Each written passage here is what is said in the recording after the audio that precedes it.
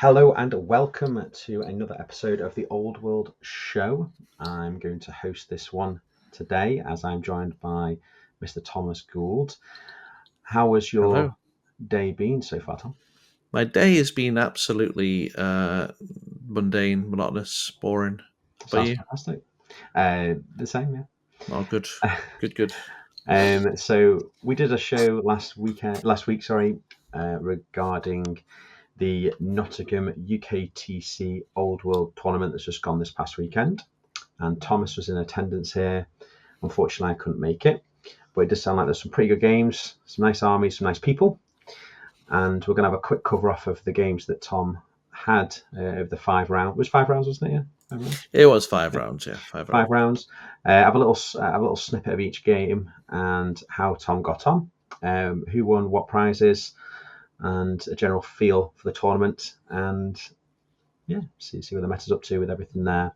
Because there was a big array of armies there, really, in the sense that no list was the same, right? It was quite diverse in the lists. It wasn't a massive spread of armies in the sense that you had, Lizardmen and things like that. But each list looks a little bit different, which is nice as well. So there's not like that defined meta list, which I quite like at the moment. So starting us off, you got down there on the Friday. I did go down there on the Friday, sit at my good friend Tanja's house. It was very, very cramped because there was about 81 of us, but it was good. Yeah, it was really good. Weren't all playing Old World, right? You did the only one playing Old World out of the group, yeah? I was the only one playing Old World. They were all playing 40k. They were all playing 40k. Yeah, exactly. Ooh. But you got there, arrived safely, had some nice food, got some good sleep. Yes, we did actually. It was surprising because I brought my airbed but down for. Well, I was going to use it, but then I realized I didn't want to, so I slept on the couch. Again, and I gave it to Sam. I can't sleep on that airbed. I'm a big boy, right? Mate, I'm big. I slept on that bed. It was glorious. It was a great night's sleep. Awful. It's not good for me. Not good for me. So I'd rather sleep on Tanja's like matchbox bed. Yeah, it's a sofa. couch. Yeah. Okay, so you woke up with a bad back. Good start to the Yes. tournament. It's going to get worse leaning over that table with all your speedy dwarves, right? Absolutely. So you woke up on Saturday, travelled down. Not a far travel, is it, from where Tanja lives? About half an hour. Half an hour to the Harvey Haddon Centre, which is bloody massive, by the way. Is it? Like, yeah, it's quite an impressive sports hall. Is it bigger than the LGT London? No, but it goes like in a L shape, so it's like a really weird shape. It just seems to go on forever. It's a big old event, to be fair. That's good. Yeah. So we had 12 attendees in the end, didn't we, for this one? We did. Sort of going with the sort of level that we're seeing at the moment for quite a few tournaments, which is it's going to grow. We hope this year. It's going to grow. So that's one of our predictions, wasn't it? We're going to grow this year. But yeah, 12 attendants, and you were paired up with your round one opponent. I don't believe we covered it off. No, we did. No, we covered off the list, but we didn't have the pairings at that point. So I was actually playing Fraser Lowry, who is a really nice fella. He goes to he's been to a few TSN events as well, and he was playing Wood Elves, which was of course it was the matchup I didn't really want. Just because they can sort of dance around doors and all that kind of stuff, but I thought let's give it a go. It didn't seem to be that kind of list. So do you want me to run through his list just to sort of remind people? Yeah, so well, to start with your list, so if you guys haven't seen last week's episode, so Tom is taking dwarves. You're taking clans, aren't you? Yeah, Royal Clan. I'll run through it. So, so we got a king. He has football. He has a shield bearers, master of smiting, master of grumroll, and root of preservation, and a great weapon. So that gives him the 2+ reroll, basically rerollable armor saves, reroll and ones. He's immune to all multi damage and killing blow, and he does d6 damage. So he's an absolute machine. We've got the runesmith, who's the BSB in Royal Clans, who has the master of Grugni and the rune of battle, and 3 runes of spell breaking. We then have the Anvil of Doom, who has the Rune of Adamant, making him toughness 10 in, combat, shooting, whatever. A lot of people was asking if it's just shooting. No, it's all the time. Okay. We have then in the core 27 Longbeards, They've got all the upgrades, the All of Elder, them. all the upgrades, yeah. So great weapons, shields, drilled. The Elder has the Rune of Warding, Rune of Passage. The Standard Bearer has Rune of Battle, Rune of Courage, and the Stroller's Rune. And then we have Musician. We have Gladys, the dwarf cart, who was insane. Gladys, yeah. We got Grudge Thrower with Rune of Forging. Did nothing. Spoiler. But then we got 17 Iron Drakes with again all the toys. The Iron Warden has the Trollhammer Torpedo and Cinderblast bombs. They also have full command, and the Standard Bearer had Rune of Courage, Rune of Battle. So that was my list. It's a very well-known list. Richie has been using it to great effect, and this is basically his version of the list. I have run a similar one myself, just slightly tweaked. That I used to run 2 Grudge Throwers and a different sort of rune loadout, but I thought I'd give Richie's a go. And yeah, it's a what sort of well-known established list. It's all right. Yeah, it's a good list. It's got a lot of tricks to a slow moving army that's not actually slow if it gets off its spells, and it certainly hits hard and doesn't die that easily. So yeah, is a very good all rounded list. So yeah, you're playing Fraser round 1, and he had his Wood Elves. Yeah. Quick rundown of Fraser's list. What did he have? It's a really interesting list. It's not your typical Wood Elf army. No. It's so we got the usual. The only thing that you usually probably see is the Glade Lord on the Forest Dragon, who has such Shiver Shards and the Azrael Longbow, Talisman of Protection, Ogre Blade, and then the usual Annoyance of Nettlings and Befuddlement of Mischiefs. Makes him a bit of a monster in combat and challenges. We then have Spellweaver level 4 with the Broken Stave and the Resplendent of Luminescence, and she was on Battle Magic. A level 2 Spell Singer on foot, who had Lore Familiar, Power Scroll, and Battle Magic. We had 20 Glaive Guard with Arcane Bodkins and the Banner of Midsummer's Eve. 8 Dryads, 5 Glade Riders. The Glade Riders had Hagbane Tips, 3 Treekin, 5 Wild Riders, a Tree Man in the rare as well. Okay. So it's safe to say that Fraser knew the FAQ that just dropped this weekend or yesterday, and hadn't took any sisters because he knew they got nerfed. So interesting list. A lot of bits of combat, bits of shooting, speed. It's nice. I like that. I like that, the taste of being able to try all those different units. So, what mission were you playing? If you can remember. Now you're asking. Why do you always ask me these tough questions? This is like Frost Sticks and. Do you remember the setup type? I can tell you. Give me a second.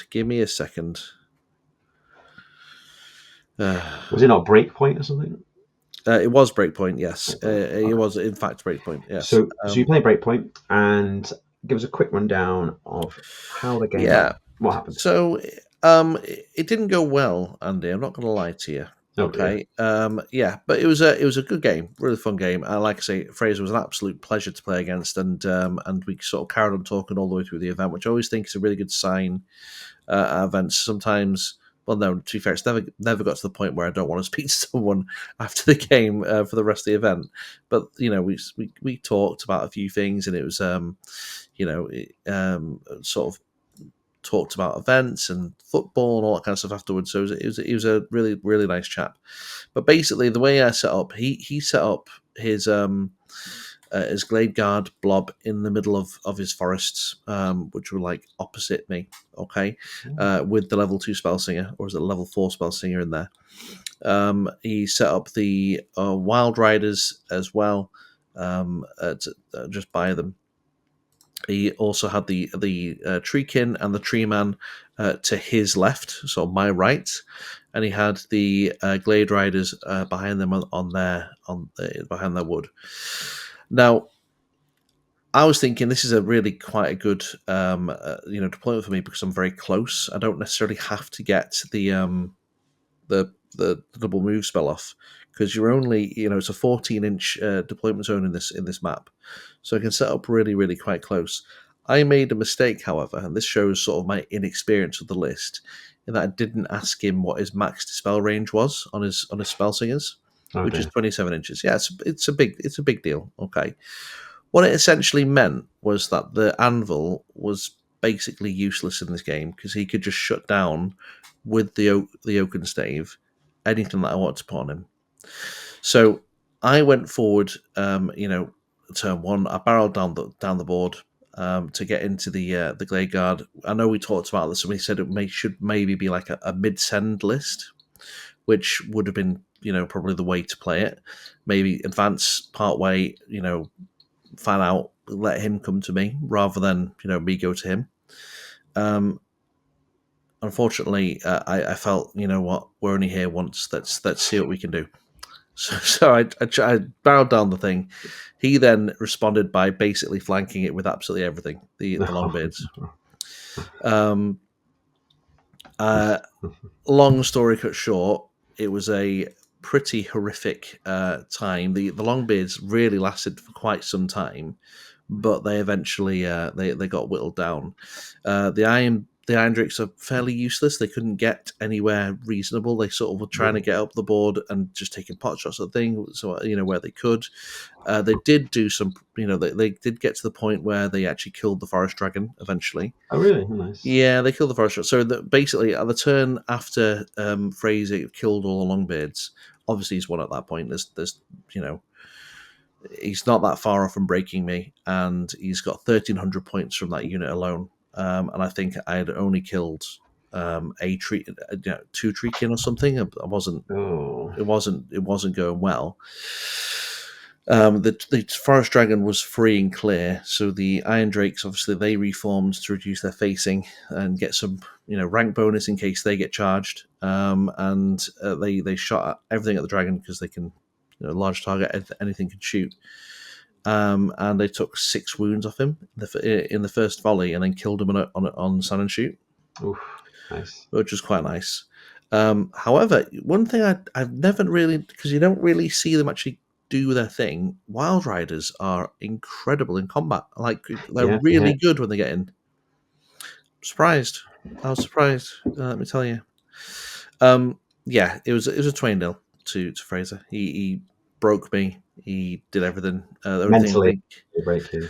No, he didn't break me mentally. It was like I said, it was a fun game. The only thing he didn't kill was the anvil because he could just ignore it. He didn't need to go anywhere near it. He just would need to sit 27 inches away with the oaken stave, shutting down every spell that I could. I mean, I say shutting down.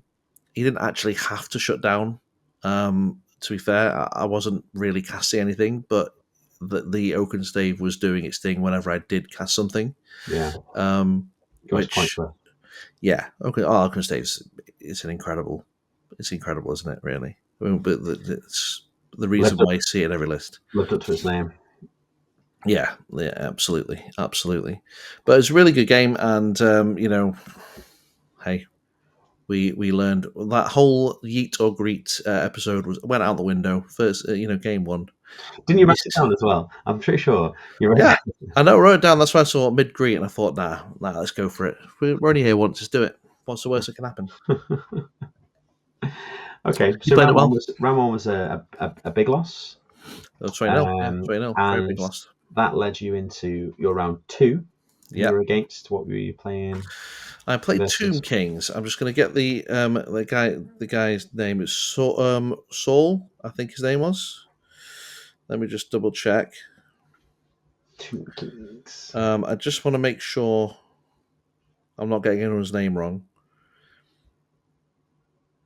Oh, sorry, Darren Spalls. So there was Saul in there. Yeah, my bad. Okay. Darren Spalls. Now, Darren was an absolutely lovely guy, and I sort of ran through what my list was. He's relatively new to our world, and I said, broke down what everything was and what everything could do, and every time I was trying to make it as nice as possible.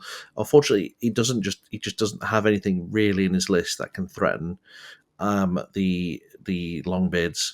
So I just went again full send, into his list. Did we have it as a Yeet or a Greet? Which one did we have as? I think we had this as a Yeet. Yeah, as a Yeet. And you followed the book, right? Yeah, I followed the book. So basically, the Iron Drakes went down straight away into the middle of the board. He charged them. I killed them basically. The Iron Drakes fanned out into Lion Hammer and just blew away the chariots and the horses. Yeah, there's really not much he could do, unfortunately. I wasn't getting things like rank bonus on the Longbeards, but the other sort of static combat res that I was getting, because he charged me when I was in marching column, but With it's what? like With with the the tomb I had a guard. two guard block, yeah. Yeah. So he charged you while you were in marching column, and you won the combat. Oh yeah, yeah. I mean, I won the combat Nice. quite comfortably. I mean, because they don't actually hit that hard, and it No, doesn't really have much in the unit that can hit hard, and like things like you know, you sort of build up. You still got 5 on the combat res without the rank bonus. The rank bonus doesn't add that much to it. You know what I mean? yeah, So it was. I did feel a bit bad for it, because I did feel at certain times like there was not much he could do, because there wasn't really. But that was just because of the skewed sort of matchup, and he was a really nice guy all the way through it. Like laughed through it and all that that's kind of good. stuff. So it was good. Did you chat about stuff after the game? Did he feel like he learned stuff from it? If he's not played that many games, Uh, did he take anything away positively from the game? Do you know, or did you just bugger off after you smashed him? no, we talked about it, and it's just he's not been playing long. He has not been playing the old world for very long at all. So it was just it's just what we all go through. We go to our first event, and we don't really know what to expect, and all we could do is make sure it's as much fun as possible, right? Yeah, that's So it. And it's always good if you're when you're new to events and things, or like when we first started Old World when it came out and we went to a couple of events, is that you you know you don't have to win to I think losing more often than not you learn more, especially if you chat to your opponent about things afterwards. I think you can learn a lot from games as well, and you just take that into your next game and next game and next game, and then that's probably the best way to learn, isn't it? It's just to get your hands dirty and and speak to your opponents. What did they think that could have changed, could have been different, could have been done differently. Then you start developing your list and things like that. So yeah. absolutely. So the next game we played was against Ollie Jones and with his Tomb Kings again. Well, I recognise that name, Ollie Jones. Does he Yeah, play? he's been to TSN. He's in the TSN chat. It turns out. Again, really nice guy. He's played this list. I think he said he's played Richie with this list. Which list was his? Which Team Kings was it? I will get it up. It's a beautifully painted list. Let's have a look.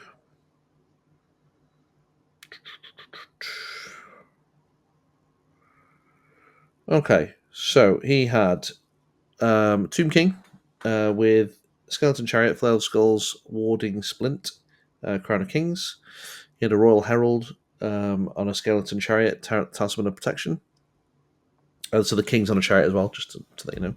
His High Priest level 4 on foot, with Ruby Ring of Ruin, Lore Familiar, and Necromancy. He has Mortuary Priest level 2 on foot, with Enkil's Canopy and Elementalism.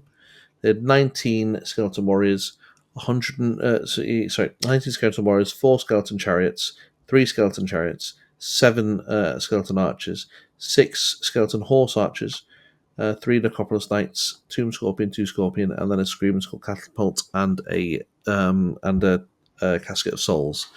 So this list, this game, again, I sort of I put my anvil quite far forward again. Okay, to make sure everything was in the was going to be in range for its buffs, and this was one of the games where the anvil really did turn on.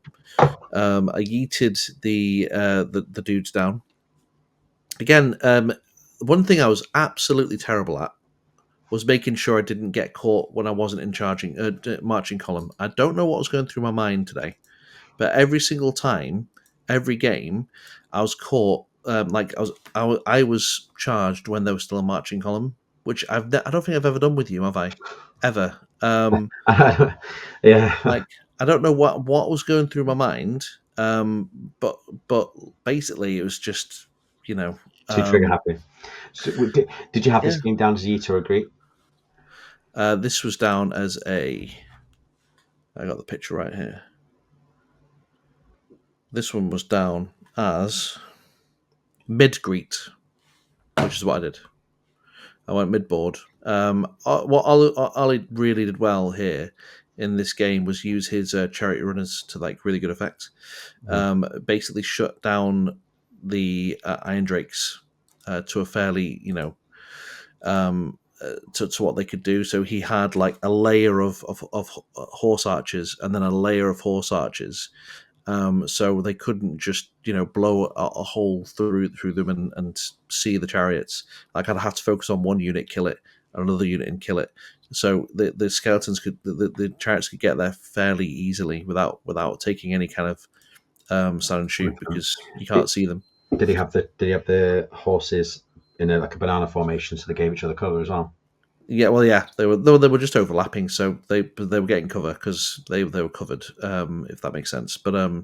they're sort of top to tail a lot of the time. What I will say, by the way, just about Ollie Jones' list is the first Tomb Kings list I've seen that was gorgeous, really nicely painted, really Oh yeah. clean. Yeah, the pictures will be on there. Traditional paint style, is it? Or Yeah, just it's traditional sort of old school Warhammer, old school GW paint style, and it was absolutely nice. fine. Yeah. Um, so basically, with this, I went down the right, my right hand side, his left. He went in with the Necropolis Knights first into the Longbeards. With the four, with four, was it three or four? There's four chariots there, and he did some damage. He took what, 1, 2, 3, 4, 5, 6 Longbeards out. They were fully buffed with the reroll saves and the +1 save, so the AP2 and all that kind of stuff didn't really matter. Again, like I said, for some reason I kept getting caught in marching column, so I wasn't getting my charge bonus. But with the damage that the king was putting out, the king single handedly killed the Necropolis Knights. Okay, so it gave Ooh. me sort of 9, 9 to the combat res. The Longbeards, the Runesmith and the champion in the front rank, as well as standard bearer, was able to smash out the chariots as well with flaming attacks. Bear in mind, because everything has flaming attacks. Nice. So the driest dust on the chariots just makes them disappear like instantly.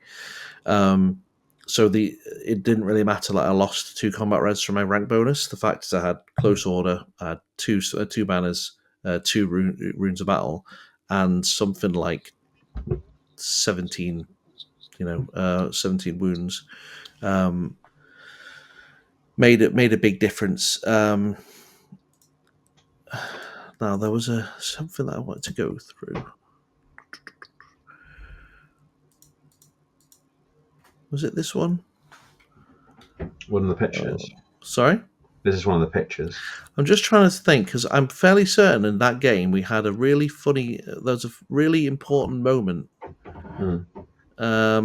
which I'm just trying to find it. It was basically, I faked. Basically, what it comes down to was a very very well two things first. The first was his light of protection, which I fated on a double 6 Oh, nice. to dispel, which was nice. The problem for Ollie was that I did that twice. Ooh. So like it just made the block they just went through pretty much everything. That's what it was. It was on the the big skeleton blob, which he would have held me with. It wasn't the 4 chariots. I don't know why it looks like 4 chariots in that picture, but it's You not get 4 4 chariots. chariots mixed up with a block of skeletons. Honestly, it looks like it on this picture, but it isn't. That's what it is. He has the king and the herald in that block.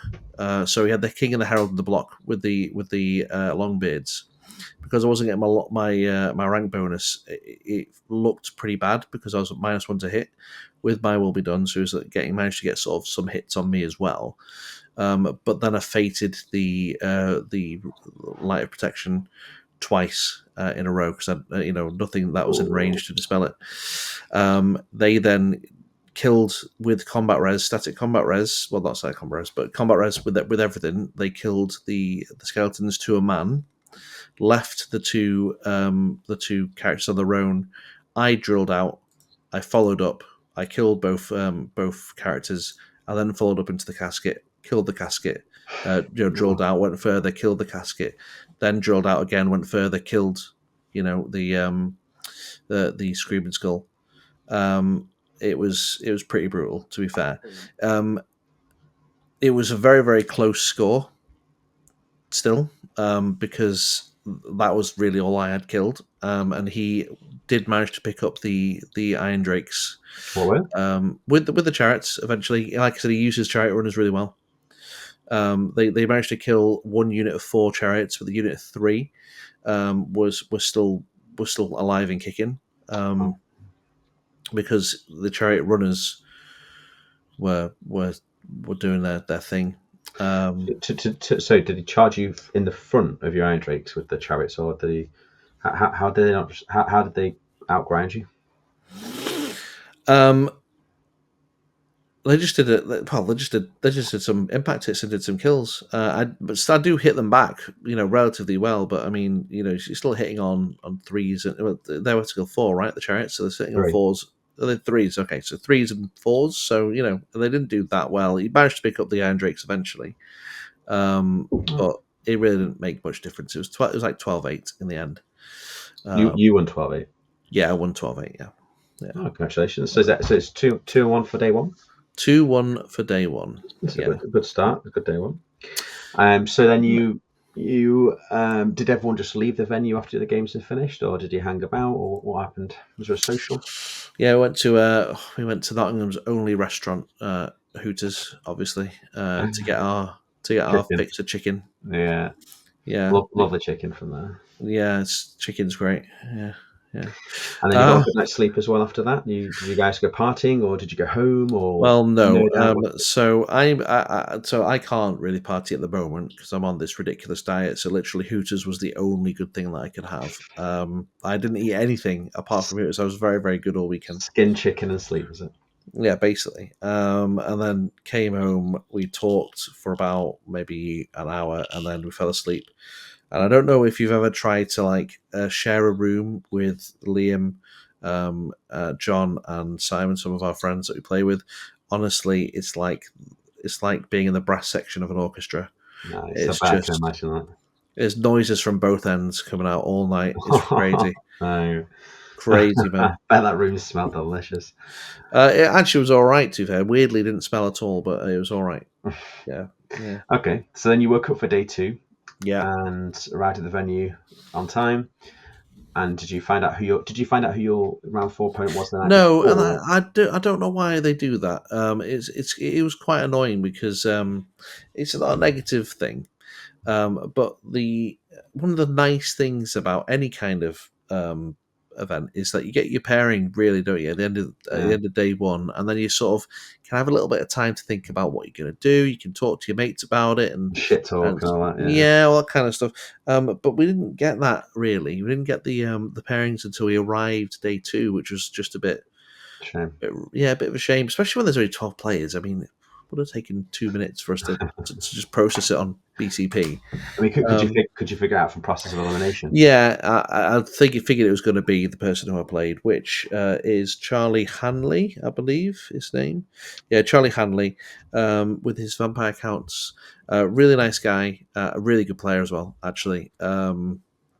This was the guy with the black coach list, wasn't it? Yeah, which was we read it and we were like, it's a bit of an unusual sort of dead list. There's no blood knights. Obviously, I know the scream sort of lists aren't really a thing anymore, but it did have a bit of screaming, sort of 2/2 matches. I've got to run through it. So there's a Master Necromancy, Master Necromancer. I'm so tired. Master Necromancer with the spell familiar Scepter of Denuaro. Extra res, yeah. Denuaro, yeah. Then another Master Necromancy Master. Oh, can you read it? Come on, sir. Get I it know. together. Get it together. He had. He was on a Mortis engine. He was level 4. He had Illusion, Spell Familiar, Skull Staff, Crown of the Damned. Then he had 2 Manchi, 2 Banshee. White Lord with heavy armor, battle standard bearer with the war banner. He had a skeletal steed with barding and all that kind of stuff. He also had the helm of commandment, which is amazing. Really, really cool. Then he had the core. He had 25 Graveguard with hand weapon, heavy armor, and then full command with the Draconov banner and an obsidian lodestone on the seneschal. He then had 21 zombies with hand weapons. Then he had 3 Felbats in the special, and in the rare, he had a black coach, and then he had 5 Vargeist. Vargeist.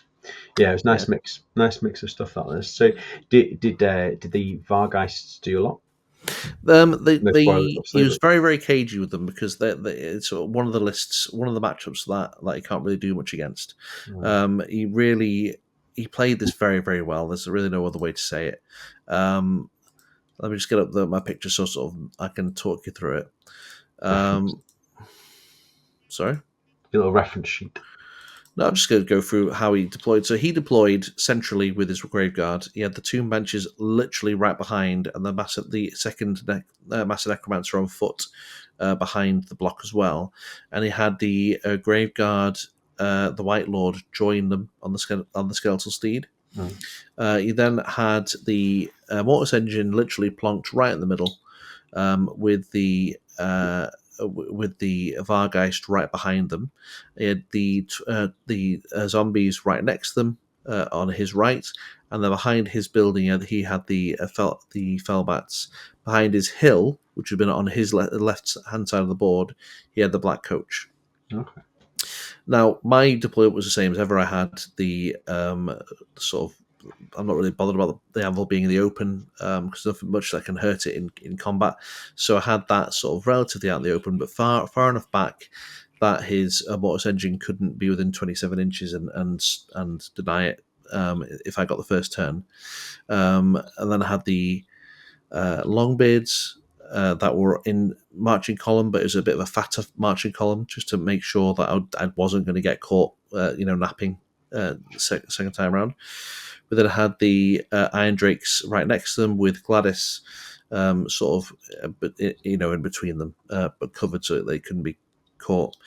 Now, Charlie played this really well.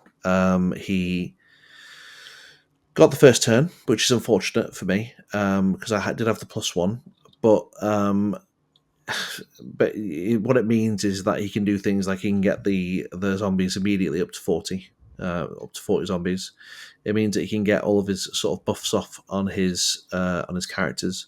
It means that he can get his Mortis engine within 27 inches of my anvil as well, to start sort of denying it. Now, I'm going to talk about the anvil at the end of this, but that was relatively irrelevant anyway. Again, it was a little bit like the Wood Elves, but we'll talk about my thoughts on the anvil sort of at the end of it. I went forward. I think we had this down as a yeet. I went forward with the Longbeards. He meets me with everything. He gets the black coach into the side to give him the extra point of combat res. He gets the Graveguard obviously in the front. Needless to say, Andy, just to give you an idea of how bad the first turn went, the first round of combat, I lost 12 Longbeards. 12? You 12 Plague of Longbeards. Rusted or something? Or? I was Plague of Rusted, yeah, Plague of Rusted. But I mean, it was the shocking amount of ward saves that was failed, to be fair. So I lost 12 Longbeards. I fall back in good order. He follows up. He gets into the Iron Drakes, who really they can't really do anything. They're not touching the Mortis engine because of the 4-up ward. Obviously, there's just no point in shooting zombies. He gets them back straight away. The Vargeist, he was playing very cannily with them. He was sort of hiding them behind the zombies, and they went the long way around. The Felbats, again, was sort of hidden. They went all the way around the long way around because they're really quick Felbats, which is quite cool. And Did they they go sort of, for your grudge throw at the back, did they? yeah, they did, but they got beaten by the grudge throw beaten down, which yeah. But this, I mean, that's fine. I mean, whatever. You know, the Black Coach died pretty much straight away. Just got smashed to pieces in combat because it couldn't do anything. But it doesn't matter. The momentum was fully with the Graveguard and the the Mortis engine. His Banshees were just he played it the sort of them escorting the Banshees all the way up because he was putting Shimmering Dragon on one. He was putting Spectral Spectral Steed Steed. as well. So they're both sort of keeping up with everything. And then they managed to do the only thing that nobody else was able to do, and they killed the Anvil. They just screamed it to death Ooh. with the Mortis engine. It was a massive, massive win. Yeah, some things probably could have gone my way a little bit more, but let's be real. It was nothing to do with that. It was all to do with how well Charlie played it. So very well played. Oh, good. Yeah. So that sounds like an interesting game there, especially because you want to do vampires, don't you, next? Yeah. I talked to him a little bit about it, and watching him actually be played, like in front of you, all the way all the spells are used, the spells that you go for, the utility that you have around them. It was fascinating to watch. It was really, it was cool. Do you know what I mean? Yeah. And it felt a little bit like Tomb Kings, but not in the way that like. More damage. Yeah, it was obviously a bit more aggressive than Tomb Kings as well. Like you just want to throw things, you're just kind of marching sort of relentlessly down, aren't you, down the board and being like, I'm going to catch you eventually.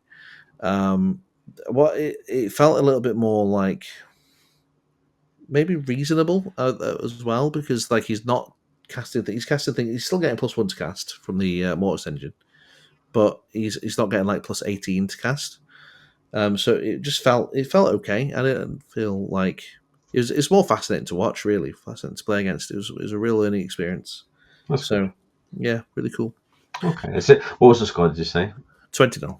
Okay. And then so that's 2 wins, 2 losses. Yeah. So into game 5. Yeah, and to be honest, I played against again a really nice guy, played Dark Elves, and I tried something completely different with this. I didn't know if it was going to work. It turns out it didn't work. So, I'll go through it. What he took. So I played Ian Russell, who was playing Dark Elves. He had a High Beastmaster on a Manticore with the Penitent and Caliph, the Whip of Agony, the Sea Dragon Cloak. He then had a Supreme Sorceress level 4 with 3 Focus Familiars and a Dispel Scroll, 2 with Furion. He had another Supreme Sorceress level 4 on a Steed with 2 Focus Familiars, Power Scroll, Lore Familiar, Ruby Ring of Ruin. He then had 10 Corsairs, which he said was just window dressing, which is fair enough. He had 22 Repeated Crossbowmen, 5 Dark Riders. He then had 1 musician. He had 5 Colburn Knights with the standard of the Banner of Hargonath. Sorry, he had 5 Harpies. And then he had Charybdis and a War Hydra. Okay. So again, a nice mix of a lot of big creatures, infantry, cavalry. Yeah, absolutely. An interesting list to play against. And how did this game go? So I tried things a little bit differently. I thought, why not just sort of castle up really and see he wants to come to me. So that's the full greet, we call this. The full greet, yeah. Well, castle up. We had the Iron Drakes in front of the Longbeards. The Longbeards were not in marching column; they were fully ready to meet this threat, as it were. And I put the characters in with the Iron Drakes actually to give them a bit of hitting power. It didn't work. It didn't work, Andy. Basically, what didn't work? What couldn't work? Well, so he had Plague of Rust, which he could cast with a Focus Familiar. Okay. Which means I couldn't dispel it. I don't know if you know that. That means I can't dispel it really. And then he had a lot of shooting, so he killed quite a lot of Iron Drakes. Did that much shooting? Yeah, 22 crossbows plus what else? it's quite a lot, to be fair, because I mean, like, It's just Swiss Typical Dark Elves is just lots of bits of shooting. Is that what yeah, it was? exactly. It's a little bit like a Wood Elves, really. So he killed that. The Iron Drakes were getting cut down in droves. Again, this was another game where I didn't have anything in dispel range, and I didn't get any spells off, which Oh, was a pain, because all of a sudden I'm not really that. I thought not really that. Even with Plague of Rust, if I get my +1 save and rerollable saves, that means I'm still getting a 5-up save rerollable, and then a 5-up ward. So essentially, it's better than a 3-up save at that point. But it's it didn't really matter. He played it very, very well again. To be honest, all the opponents played it very well. There's no sort of luck in these games. It's that they played it far better than I did, and that is primarily the reason why I lost, and that's fine. I'm not, it's just that is part and parcel of it. But he was just able to get basically up to it unmolested. The Iron Drakes didn't manage to kill really anything, with their sudden shoots or by the time that they were there, by the time they were, um, in a point where they could actually shoot stuff and stuff was in range, they had lost so much from repeated crossbowmen, pillars of fire, which was surprisingly kicking the crap out of them, even though they're meant to they are usually very good against flaming attacks. Even the black horror. It was like, honestly, Black Horror. the black horror. It's an initiative test, isn't it? If it hits you, is it one of that one? Strength test, which is fine for me, but it doesn't matter. Yeah, it's like, oh yeah. So, but like, it was honestly, it was hilarious because all the random template vortex. He had 3 vortexes. I think he had black horror, the ring of fire or whatever it is, pillar of fire, and then there was another one which I can't think of what it was. But it was like they were just like homing in on my army every time you sort of rolled the scatter. It's like, oh look, it goes right through your army again, went through everything. I was like, okay, everything takes a strength test. Okay, the anvil was taking wounds to this thing, because it's strength 4, and it was bad. It was bad times. To be fair, I'd managed to get a few kills. Like I killed the Charybdis. I think I killed the Hydra. I may not have done though. It was bad news bears, really. Yeah, the plan didn't quite go to plan. No. It turns out he had a lot more shooting than I was anticipating. But it's fine. It's fine. So what was the scoring end on this one? 20-0. 20 as well. Oh. Yeah, it wasn't a good showing. So, okay, so we sound like you had 5 good games there, really. Yeah, it's good fun. 5 great opponents, 5 good games. Mm-hmm. From the messages I got at the weekend, it sounds like you did have some good fun. You learned some things about some armies you'd not really played before. Mm-hmm. And where did this leave you overall? I don't even know. I have no idea. I don't know. No, why would I look? I did crap. So that's fine. 10th. 10. Oh yes. And what was the top 3? Top 3 was the Brett's list, number 1. Daniel Meshford. He actually did really well. He went 4-1. Mm-hmm. What did they lose to? Sorry, 4-1 draw. Not even a loss. What did he draw? Why are you asking me this now? It's right in front of you on BCP. I know. He drew to Empire. Adam Buchanan. He was this was the spare player. So we went through 11 lists. Adam filled in on the last on the day 1. I did very well actually. Yeah, well done.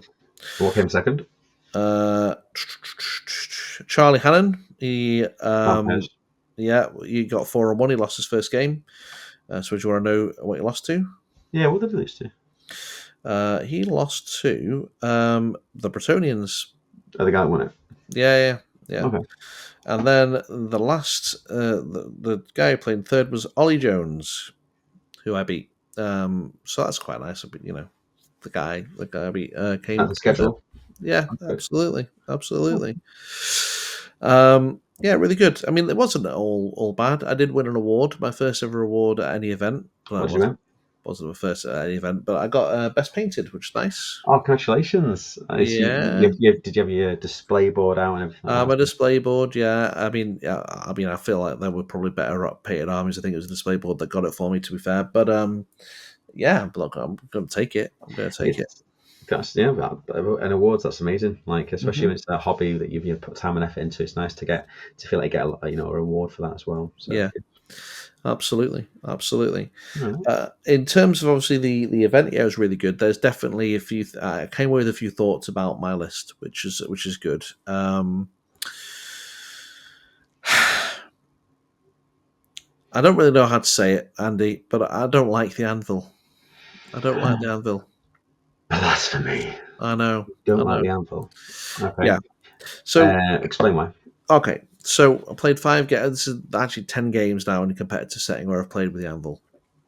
And I had inklings of it. If you remember at TSN, I did say I had inklings that if the anvil doesn't go off, because it was pretty good at the TSN, most of the games was really, really good. It worked. But occasionally you'd have, turns or even consecutive turns where it kind of does nothing. And my thoughts were like, hang on, if this doesn't work, this is an awfully expensive model that my Yeah. opponent can just ignore and doesn't have to engage with at all, right? And it happened 3 games where it basically did Oh, nothing. So obviously the Wood Elf game, the 3 games that I lost, basically the Wood Elf game. Um, like I said, I don't think it would have made a difference if I'd cast or not. Fraser played very, very well with the broken stave. He kept it in a good sort of distance away. So even if I got something cast, he'd stop it. But the fact is, I wasn't actually casting things.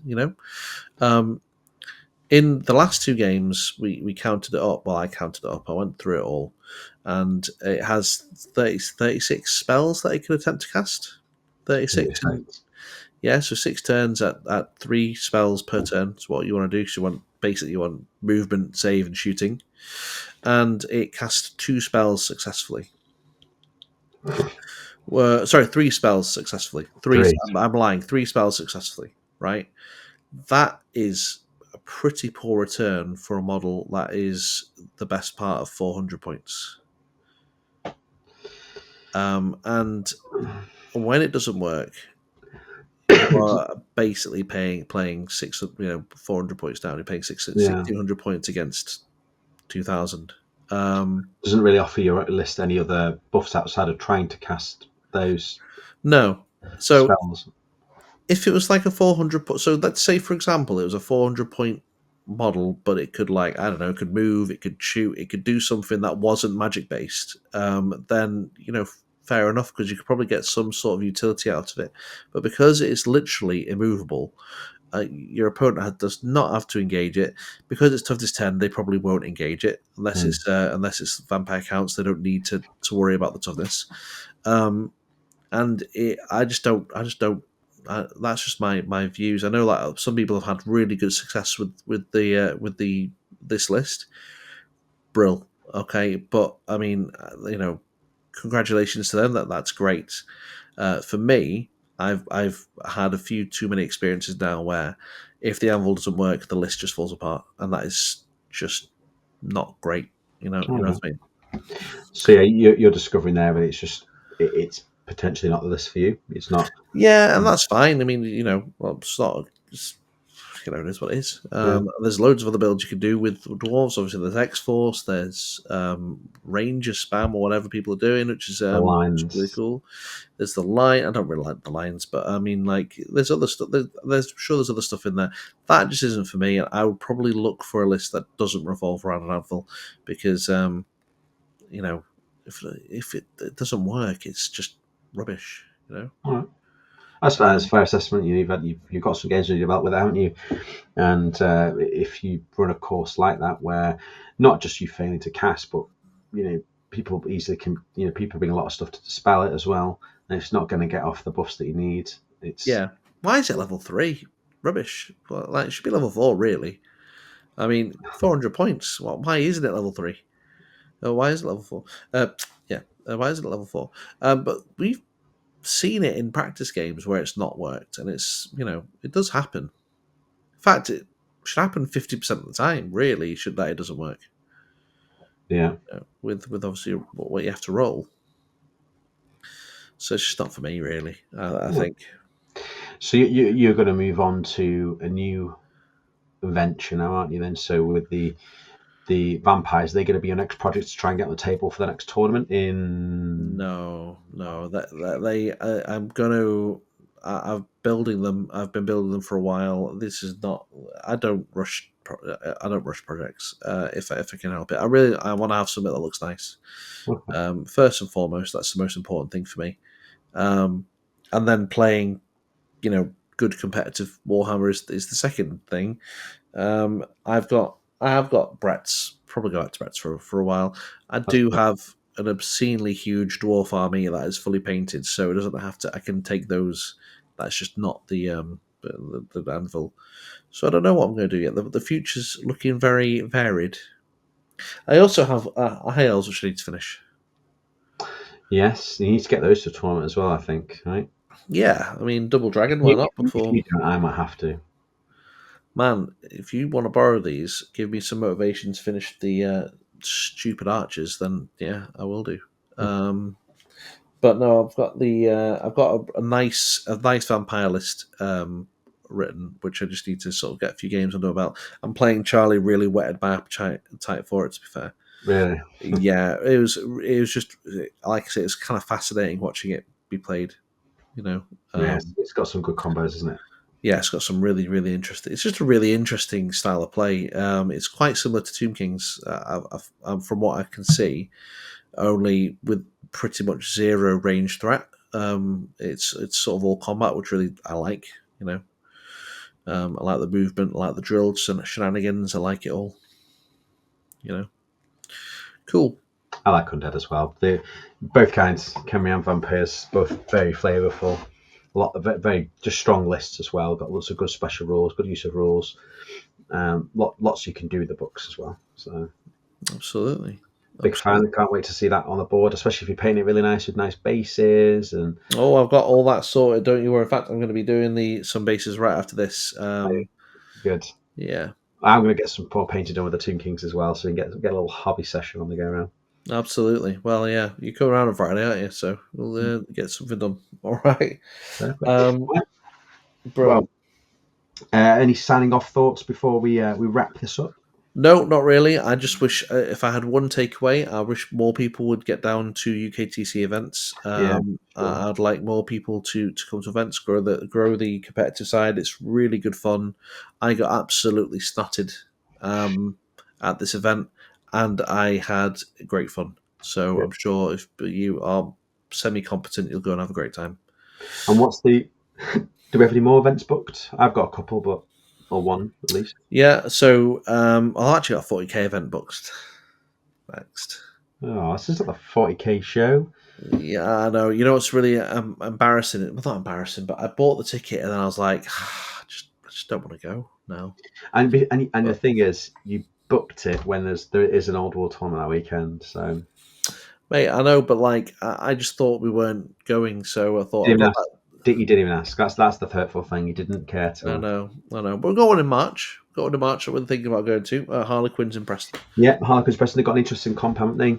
Yeah, it's a mix of a few, or it feels like a mix of, I think, like the Welsh sort of comp, where they have like max units sort of width. They're 10 mans. Some stuff about the Green Knight and people dying in VPs and things like that. They haven't got a cap on wizard levels, which is nice because I think that's a daft one. Well, not daft, just not a fan of it. Not because I'm a Motrical player, but it is mostly because I'm a Motrical player. And so it looks good. And there's a few people signed up already, so I think we will try and get ourselves down to that as well? Should we get tickets for that? Yeah, I mean, I think so. I think, I don't think anything like else I in say, March. I found myself, we had the big rant, didn't we, in the last episode where I was like, oh, people are just waiting to see if it'll take off and this, that. And then the first thing that we said was like, well, we'll see if more tickets for the sells before we buy one. It's like, no, we've got to put our money where our mouth is and actually get there, right? And, No, yeah, no, that was it. It was exactly. just posted it up and said this is Yeah. tournament, and there's a few people have signed up. Shall we get our tickets? So yeah, we was like, right, let's sort out doing that, which hmm we still haven't sorted. I know it's been only 5 hours. Well, yeah. I But, mean, let me get some cash. I've had a very expensive weekend first, so yeah. yeah. So thank you very much for running through those games, Tom. Thank you everyone for listening, Mm. and we will be on next week with some more thoughts. I think we should see and digest the FAQ, see how that affects some things. Do a little episode, not about the FAQ because I think there's a few of those already, but we can try and get a game in and or two and see how the FAQ has changed things, so we can see our thoughts on playing that live, and let's see what hobby we've done and give a little people update. Get some pictures of some hobby stuff. Absolutely. That's what we Everyone likes pictures. Pictures are great. Uh-huh. But yeah, we'll sign it off there. So thank you very much, and see you next time. Thank you. See you soon. Bye.